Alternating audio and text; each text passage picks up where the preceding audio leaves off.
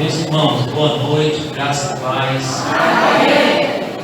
Louvado seja o nosso Deus por mais uma oportunidade que nos oferece de pararmos nossa agenda e de verdade pensar individualmente e no nosso contexto de família aquilo que nós temos vivido,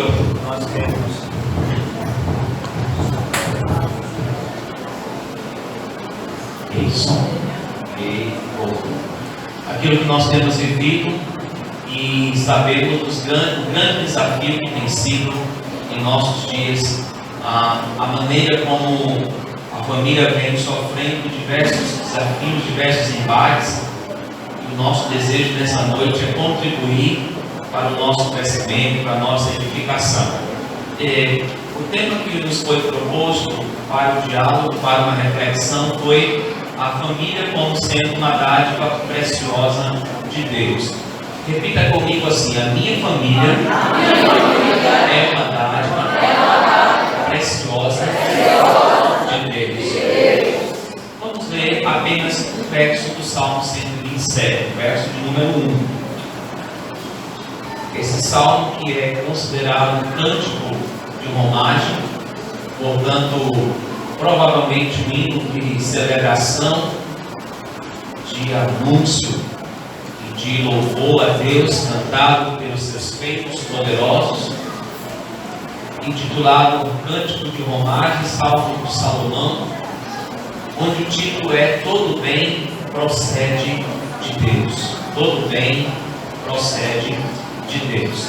Salmo 127, o verso 1 apenas, que diz, vamos ler todos nós?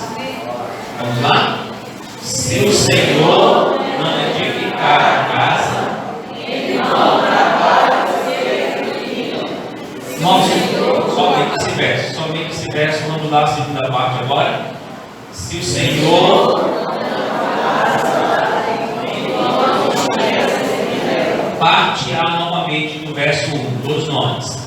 Se o Senhor não edificar a casa, ele não trabalha. Oremos nesse momento. Querido Pai, nós admitimos a nossa dependência em Ti. Nós queremos pensar a família na perspectiva dos seus desafios, mas entendê-la como esta dádiva preciosa.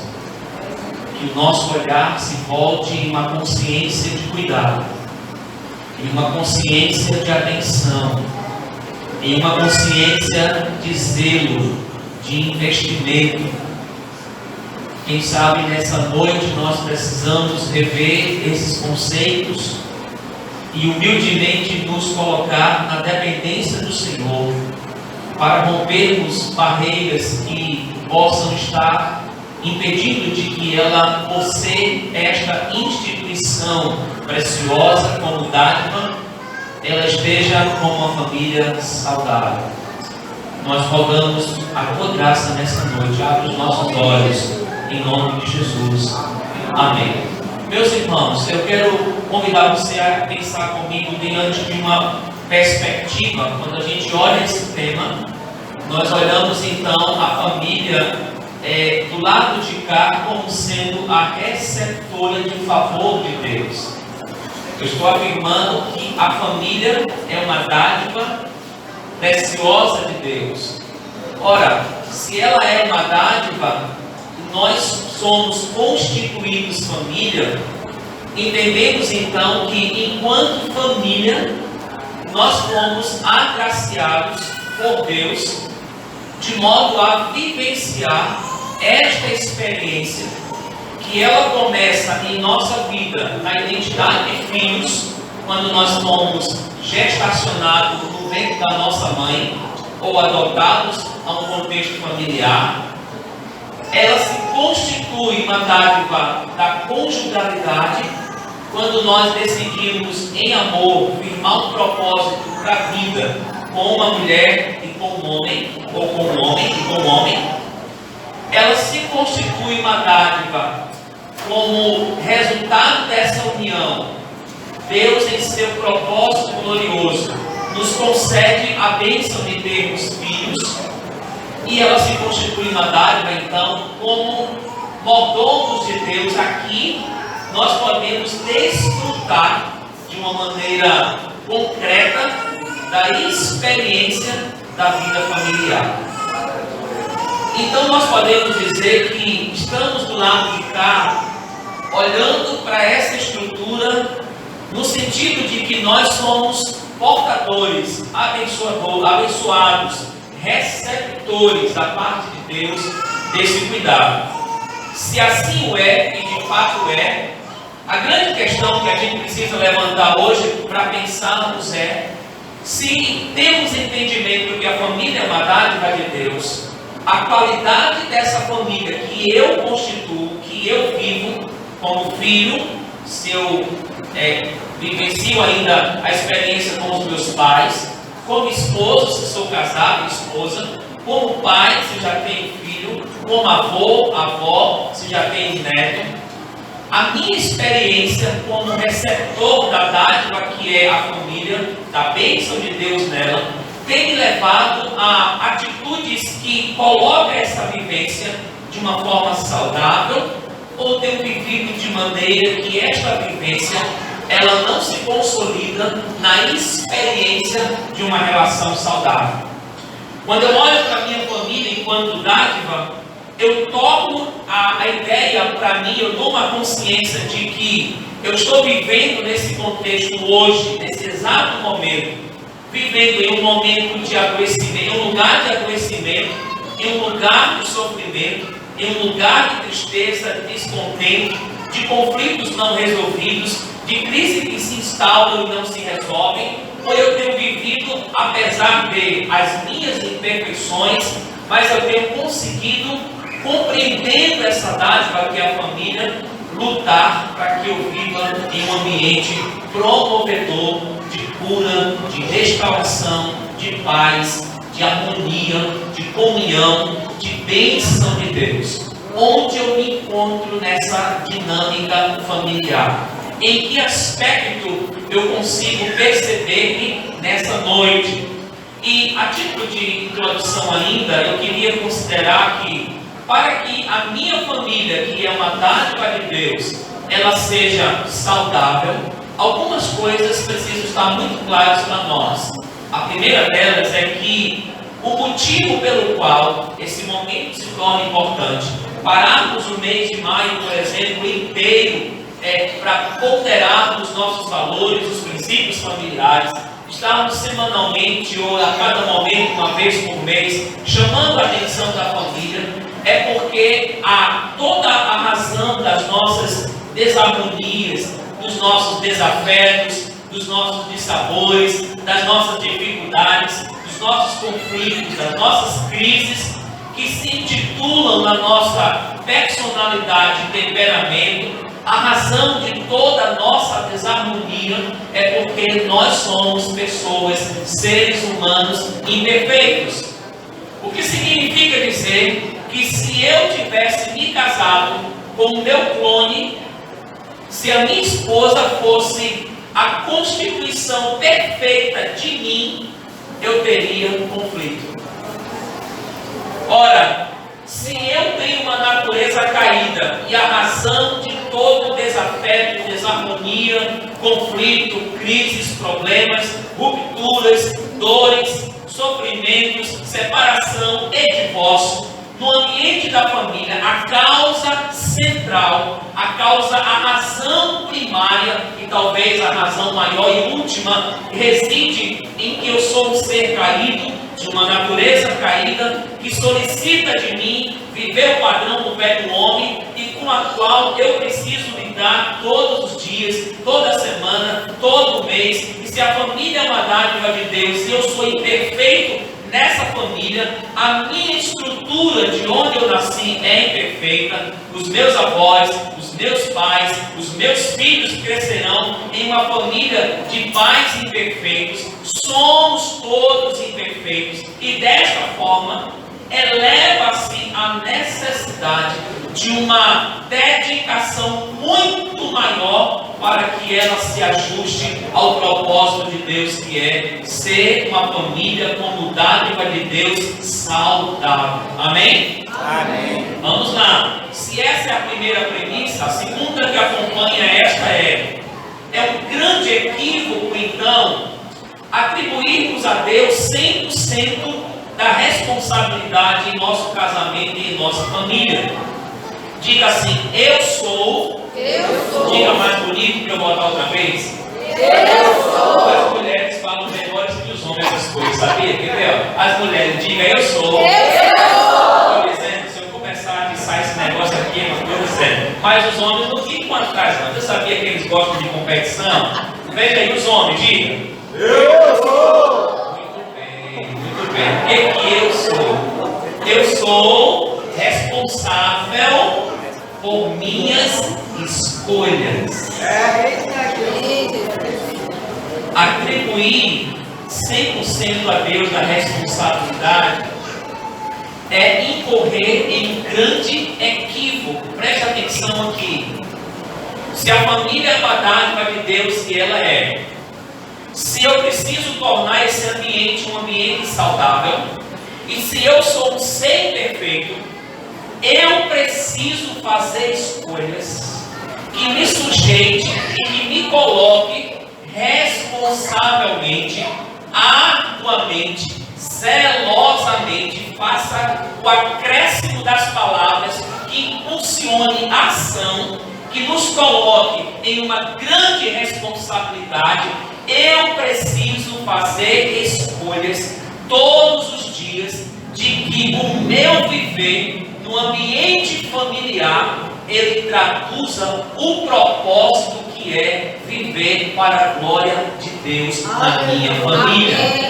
Isso não depende da minha esposa e dos papéis que eu tenho com ela. Isso não depende dos meus filhos e dos papéis que eu preciso viver com eles. Isso significa que eu preciso assumir na minha representação familiar, como filho, como neto, como marido, como esposa, como pai, como avô, eu preciso assumir e trabalhar. Diga, trabalhar. Trabalhar. Fala mais bonito. Trabalhar. Arduamente. Diga, arduamente. Sabe por quê? Lidar com imperfeição não é fácil. Ou você tem uma fórmula para mim? Você tem? Você pode me oferecer os 5 passos para eu lidar com isso? Como é que lida com a mulher que aperreia o marido todo dia?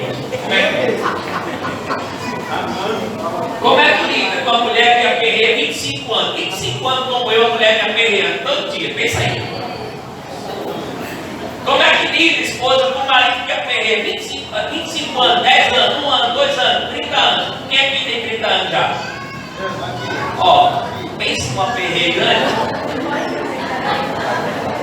Como é que lida com filhos que mesmo adultos, já casados, aperreiam? Bom, como que lida com isso? Diga, trabalhando arduamente para viver o propósito de Deus. Então digo, meu negócio é com Deus. Já podia parar, já? Já recebeu aí a proposta de Deus? Não é com a esposa. Não é com o filho. É desse jeito. A minha questão é aqui. E eu sou imperfeito. Terceira premissa importante nesse aspecto ainda introdutório, tá? Eu preciso lembrar que o nosso trabalho ele é nulo quando Deus não trabalha. O que não é a mesma coisa de dizer que pelo fato de Deus trabalhar, eu não vou trabalhar. Salmo 127, verso 1, o que ele diz? Se o Senhor Edificar a casa, trabalho, uma pergunta bem simples desse texto. O que se torna nulo nessa expressão da parte A? Há uma edificação. Essa edificação integra uma ação humana e uma ação divina. A ação humana sem a ação divina é infrutífera. Mas o fato da ação divina tornar a prosperação humana não é igual a cruzar os braços. Ele edifica a casa de quem está trabalhando para edificar. Então significa dizer que é um movimento constante, contínuo, na dependência de Deus, em oração, em primar pelos princípios, pelos valores, de zelo, de cuidado, de intensidade, de propósito, fazendo do lado de cá como se tudo dependesse de mim, mas confiando como se tudo dependesse dele.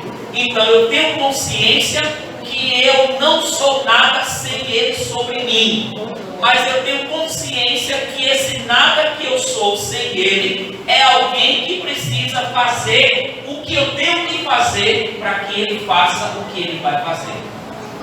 Ele não pode fazer encontrando a ociosidade em mim.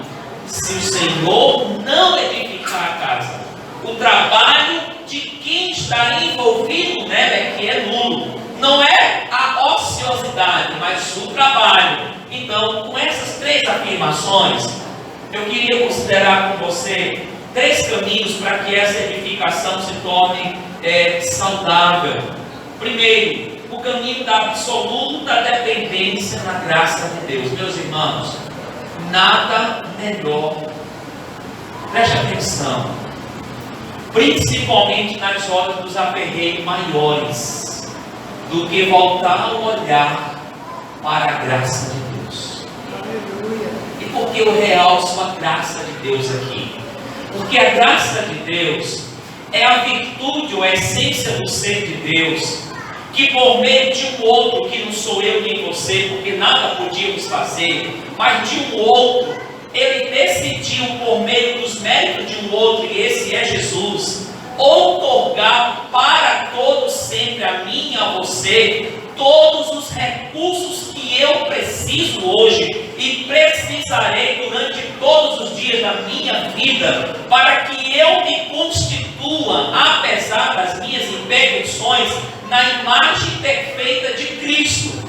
E esta consciência, ela me conduz a uma réplica desse padrão. Ou seja, se eu de fato fui e sou alvo do amor gracioso de Deus por um outro que se chama Jesus e seus méritos, significa dizer que quando eu penso nisso, quando eu olho para isso, quando eu acredito nisso de todo o meu coração, eu encontro razão para que eu continue acreditando que a minha família, e aí envolva meus pais, meus avós, minha esposa, meu marido, meus filhos, meus netos, inclusive eu, todos imperfeitos, eu encontro fôlego e esperança de que os mesmos méritos de Cristo me constituem uma graça para amar a imperfeição. Você perdeu uma chance de dizer glória a Deus. Deixa eu ouvir mais bonito e diga glória a Deus. A absoluta dependência significa em todos os dias da minha vida e do meu lar, eu terei esse recurso à minha disposição. Basta eu olhar para o trono e com toda a minha confiança dizer: tua graça me é suficiente. Me ajude a ser o que eu não estou conseguindo ser. Ajude a amar as imperfeições da minha esposa no casamento. Ajude-me a amar as imperfeições do meu filho em minha paternidade. Ajude-me, Senhor, a tua graça me é suficiente. E ela me lembra que por mais que eu tentasse fazer tudo certinho, nada eu faria que obsetasse e trouxesse o amor do Senhor a mim. Então o primeiro caminho para edificar esse trabalho de uma família como Dagmar é a total dependência da graça de Deus. Mas o segundo caminho é o caminho da sólida comunhão. E quando eu falo de comunhão, eu não estou falando do aspecto da sensitividade.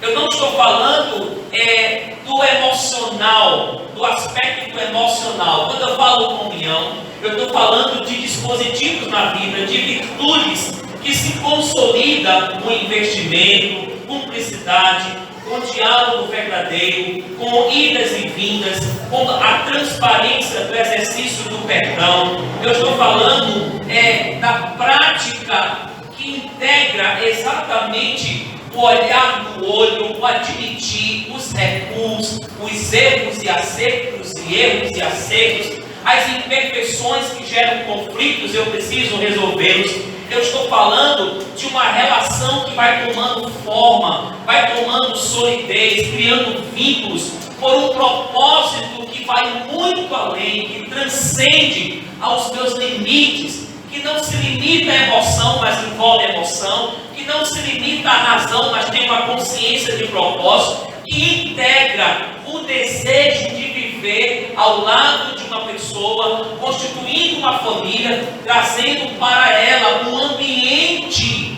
que promova cumplicidade, paz, harmonia, que eu possa ir para o meu trabalho, para qualquer lugar, e eu desejo voltar à minha casa, porque ela não é só 4 paredes divididas em quartos, sala e cozinha, e o que seja, ela é um ambiente de pessoas, de seres humanos, como eu, que me produz também paz, alegria, contento, comunhão, tranquilidade, segurança. Esse investimento eu preciso desenvolver na minha espiritualidade. Terceiro aspecto importante: eu preciso depender da graça de Deus, eu preciso caminhar e investir nessa comunhão do lar, mas eu preciso aceitar as mudanças que vão ocorrendo ao longo do tempo. E aqui eu preciso de amor que fique mais sólido à medida que eu envelheço com a minha esposa. Amém? Amém. Para os mais jovens ou quem não é casado ainda, pense nisso. Escolha uma mulher, escolha um jovem, cujo amor por você irá aperfeiçoar e aperfeiçoar. Lembre que a barriga cresce e baixa, o cabelo vai ficar branco, pode pintar, mas fica branco. A audição vai perder em determinado momento, a dificuldade vai surgir, uma série de situações vão acontecer. É preciso uma relação que subsiste aos desafios do ciclo de vida e do tempo que ela precisa passar. Uma relação onde o amor fique mais sólido à medida que vamos envelhecendo, quando a beleza nem sempre já é a mesma do começo, quando os sofrimentos já marcam nossa vida, sejam eles físicos, sejam eles acidentais e com sequelas, sejam eles mentais, emocionais, psíquicos ou de outra ordem, quando o cansaço é maior, as rugas aparecem, quando os filhos saem, o ninho fica vazio, os netos não chegaram ainda, quando a conexão com as imperfeições se tornaram maior, porque eu conheci mais e fui conhecido mais pela convivência, pelos anos a fios.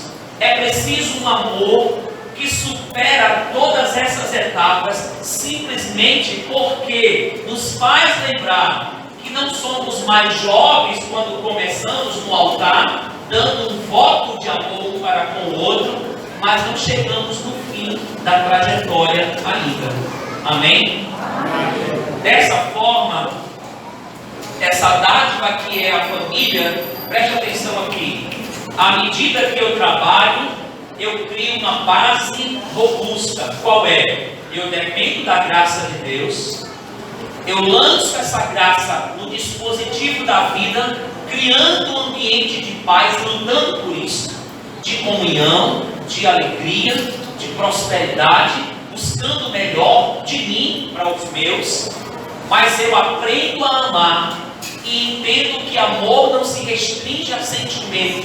Amor é um ato de decisão e obediência à verdade. E por sinal, o amor bíblico, na perspectiva de Paulo aos Coríntios, quando ministra para uma igreja dividida dos dons, ele conclui dizendo que o amor ele é sofredor, ele tudo sofre, ele tudo crê, ele tudo espera, ele tudo suporta. Logo, se o amor fosse resumido ao sentimento, eu diria: o sentimento é sofredor. No mundo em que vivemos, onde as pessoas dizem: se você não está feliz, se você está sofrendo, se dilua. Logo, o amor então é a aquisição do princípio da verdade à vida, cujo padrão é Deus, e que eu decido caminhar com essa verdade ao longo da minha existência na família, permanecendo, investindo, porque eu ainda não cheguei ao final. Lá no dia em que nós votamos, nós dissemos: até que... viu como é difícil? Vamos dizer? Até que a morte nos separe. Então se diga: eu preciso investir para chegar até o fim. Amém? Amém. Você escolheria a mesma esposa? Você escolheria o mesmo marido? Sim. Mas o que eu quero dizer com famílias saudáveis? Eu gosto de ser muito didático, tá? E sei que o vosso pastor também. A família é uma dádiva de Deus, ok? Amém.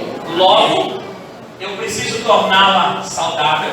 Amém. Desta forma, eu preciso trabalhar atualmente e depender de Deus, de sua graça, firmar uma comunhão e ter um amor que perdura. Mas o que eu quero dizer com família saudável? O que eu tenho em mente quando eu penso que essa dádiva, ela tem que ser saudável? O que seria uma família saudável, pastor?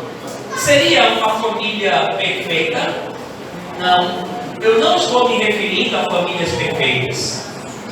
Eu não estou me referindo a famílias sem crises, sem conflitos. Eu não estou me referindo a famílias sem problemas, sem dificuldades, numa linguagem aqui sem aperreio. Não. Eu não estou me referindo que pelo fato de serem cristãos, que vivemos o princípio da fé, nós não viveremos a angústia, a dor, a ansiedade, a inquietação, a tristeza, a ofensa, do incômodo, do dissabor. Não somos hipócritas. Muitas vezes dormimos e, se não resolvemos o que a gente precisava resolver, a gente gostaria de dormir em outro local. Quem sabe, muitas vezes, dependendo da nossa condição de resposta aos problemas, a gente quer mesmo chutar o pau da barraca, sabe? O que nos refreia então? O que é uma família saudável? É uma família que, por ser cristã, ela está imune, ela está protegida, ela está totalmente imunizada, vacinada ao sofrimento, à realidade? Não. Quando eu penso em família saudável, que corresponde à proposta de ser ela uma dádiva de Deus, eu estou falando de família que aprenderam e desenvolveram habilidades de convivência, onde a palavra-chave aqui, a palavra-chave chama-se investimento. Diga. Investimento. Perseverante. Perseverança. É aquela família que quanto mais ela vê as áreas imperfeitas, mais ela se depara com o desafio do investimento. Ela olha e ela diz: eu não desistirei até que do alto venha um socorro transformador desta área. Eu terei a esperança, e no que depender de mim, eu irei orar, eu irei buscar, eu irei clamar, eu irei falar, eu irei insistir, eu irei instruir, eu não irei desistir até que do alto o socorro venha e esta área seja transformada. Famílias saudáveis são famílias que lidam com as suas imperfeições, admitindo-as e criando um novo modelo de viver, um novo padrão para viver, o padrão da excelência, o padrão do entendimento de que cada dia é um novo dia, cada semana uma nova semana, cada etapa é uma nova etapa, cada fase é uma nova fase. E sobre todas essas fases, todos os dias, toda semana, e todo mês, durante toda a nossa vida, eu precisarei investir frente a estas imperfeições. Amém? Amém. Dessa forma, eu preciso desenvolver uma espiritualidade saudável. Porque somente uma espiritualidade saudável me conduzirá a uma capacidade lúcida, consciente, voluntária, determinada, de não desistência, dos recuos, das idas e vindas, do momento em que eu precisarei ser mais escuta do que voz, e do momento em que eu precisarei ser mais voz do que escuta, do momento em que eu precisarei ser mais limite que amor, e do momento que eu precisarei amar mais que estabelecer regramentos e limites, do momento que eu precisarei fazer as intervenções nas decisões e escolhas, e no momento que eu preciso deixar ir, porque eu já fiz a minha parte. Eu preciso então estabelecer um padrão de espiritualidade que me faz descansar. Afinal, aquele que está trabalhando tendo a mão do Senhor para edificar, ele tem todos os motivos de que essa obra irá se consolidar. Amém? Amém. Ele não trabalha na incerteza, ele não trabalha na dúvida, ele não trabalha na perspectiva do que é provável que. Não.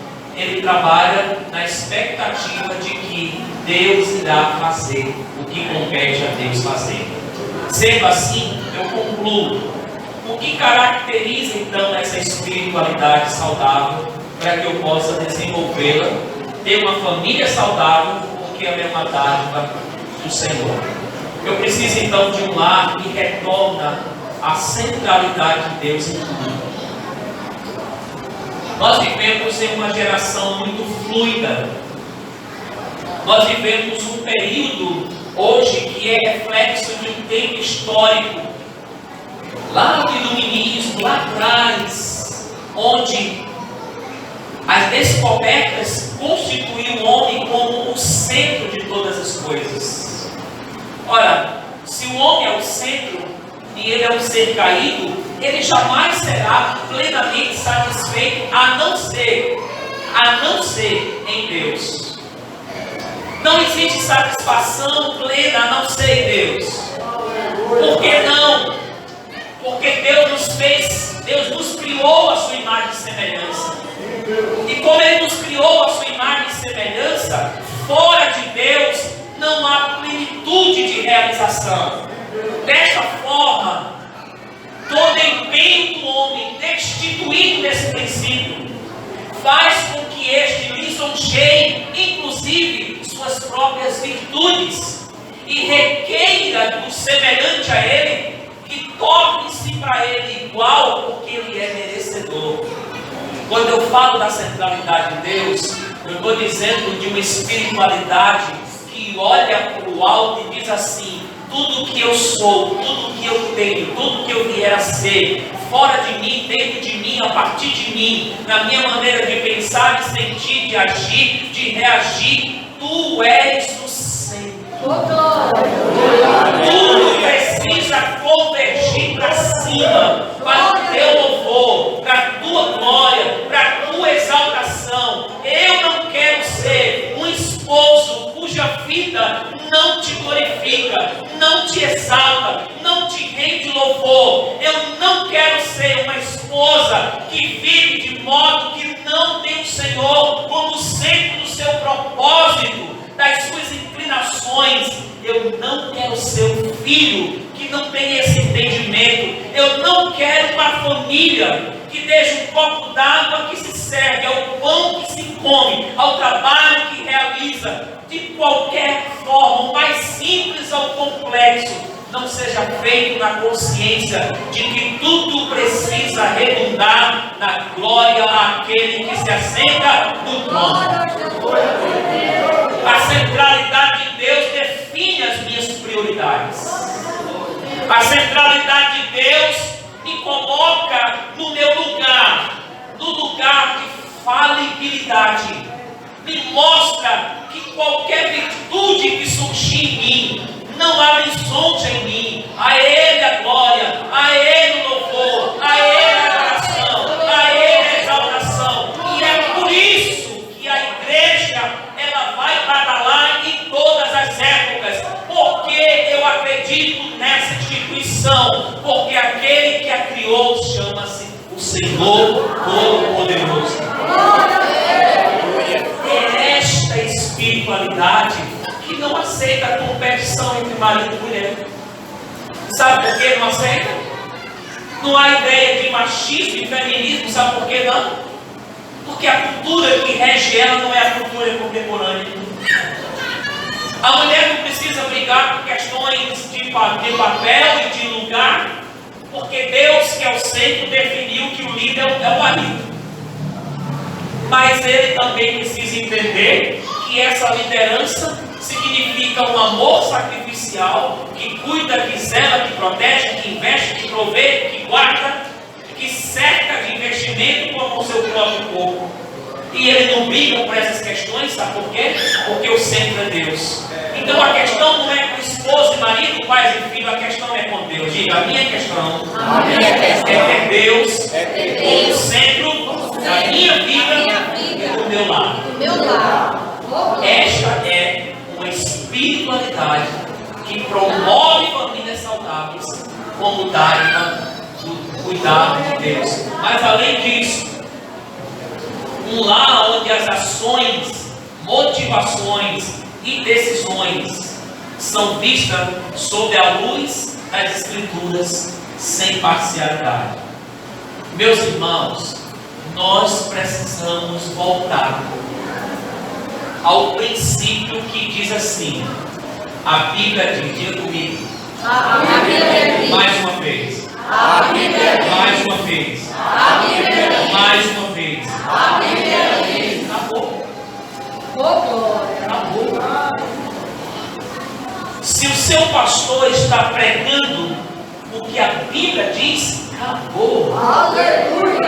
Não tem que se questionar. A matéria é autoridade, que exige obediência.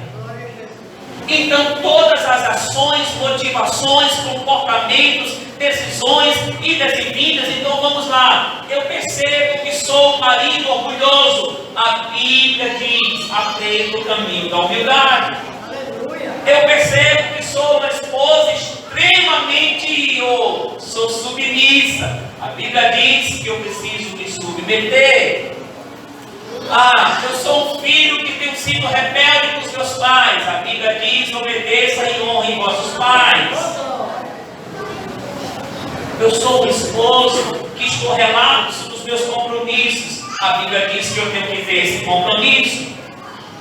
A propósito, deveríamos pensar muito bem nisso, né? Porque muitas vezes a gente solicita a obediência, mas a instrução dessa espiritualidade em casa, são as esposas que ficam dizendo a gente às vezes, hoje tem culto, hoje tem isso, hoje tem aquilo, né? E muitas famílias é assim. Mas o que eu quero dizer, a palavra de Deus precisa voltar a ser a regra de fé e de prática.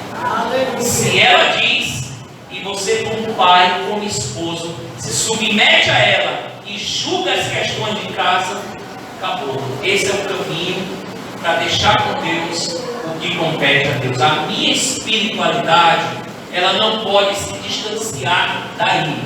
Não pode ir para uma cultura contemporânea, não pode ir para uma realidade do que a gente vê nos nossos dias. Precisamos voltar então à palavra. E por último, lá onde a presença de Deus é buscada como o tesouro mais precioso. Ele é desejável.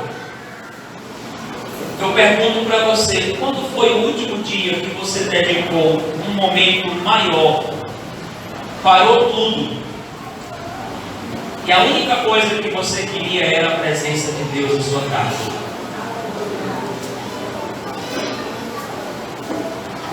Quando foi que isso aconteceu? Quanto tempo tem que você colocou o despertador no celular, porque seria um horário que você estaria sozinho, para parar ou na sua sala ou no cantinho ali, e você só desejar a presença de Deus? Glória a Deus. Quanto tempo tem faz que essa presença tocou de tal forma a persuasão de sua vida que você se quebrantou e chorou e adorou e exaltou e exultou e glorificou? Glória a Deus. Não estou falando de ruídos. Eu estou falando daquela presença que você sabe Aleluia. quando ela está. Aleluia. Ela sempre estará. Mas eu estou falando daquele filho que vai na direção e diz assim: como a corça suspira Oh, glória. pela corrente das águas. Aleluia. Por ti, ó Deus, Oh, glória. a minha alma suspira. Oh, glória. Minha alma tem sede de Deus. Glória a Deus. Quando irei e contemplarei a sua Glória a Deus. força? Quanto tempo tem, João? Quanto tempo tem, esposa? Quanto tempo tem, esposas? Quanto tempo tem, pastores? Faz mais ou menos 2 meses que eu fiz um propósito com Deus. 40 dias. Tinha dia que era das 11 às 12, tinha dia que era meia-noite a 1h, tinha dia que era já mais na madrugada, não tinha um horário certo. E eu disse para Deus assim: eu quero levantar, se eu estiver dormindo, acordar, eu quero, se já estiver ainda acordado sem ter dormido, eu quero parar. Eu quero colocar um instrumental de louvores e eu quero só te adorar por um tempo. Eu quero só te glorificar. Eu quero só dizer para ti que tu és grande, que tu és poderoso, que tu és Senhor, Oh, glória. que eu reconheço tua grandeza, tua santidade, tua fidelidade, tua justiça, teu governo, teu senhorio, teu controle. Eu quero a tua presença. Aleluia. E meus irmãos, não existe nada mais recompensador. Aleluia. Que Deus enche o seu coração, Amém. enche o meu coração, Amém. que Ele nos ajude Amém. a olhar para essa dádiva e não desistir dela, a buscar uma família saudável, que é um ambiente de cura e não de doença, que vem por meio de uma espiritualidade que tem Deus como centro, que desenvolve a palavra como regra para tudo e que não abre mão da presença. Glória a Deus. Foi Davi quem disse, quando estava longe do Senhor, ao confessar o seu pecado, ele disse: torna-me, ó Deus, a alegria que acompanha a minha salvação. Obrigado, irmãos. Deus abençoe. Esse